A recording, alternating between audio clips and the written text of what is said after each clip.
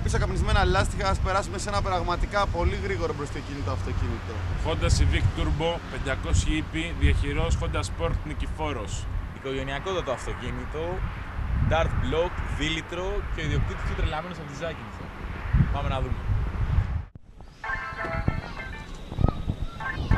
Excel για άλλη μια φορά. Αυτή τη στιγμή βρισκόμαστε στο Κερατσίνι, δίπλα στον Νικηφόρο και στη Honda Sport, όπου έχει να μας δείξει ένα τρελά βελτιωμένο αυτοκίνητο, ένα Honda Civic τετράπορτο, οικογενειακό, τατό και με πάρα πολλά άλογα.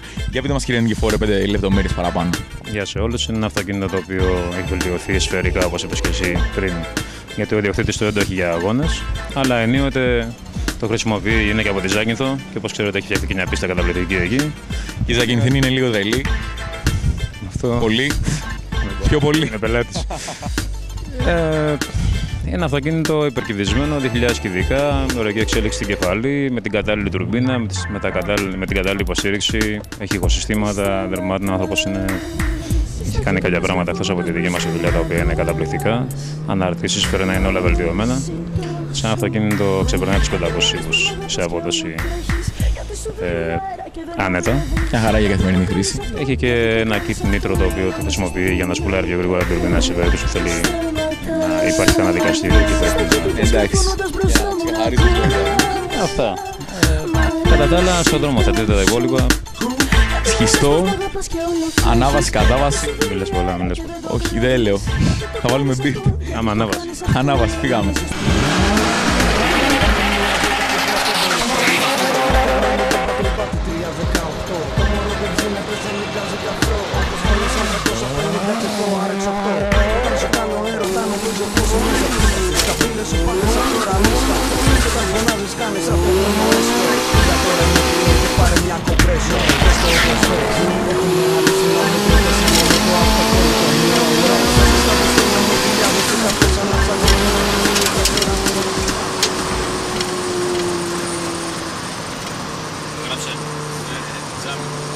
Πολύ καλό, πολύ καλό τα μάξι.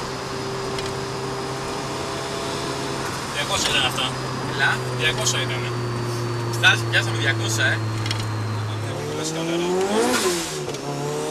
Πολύ καλά.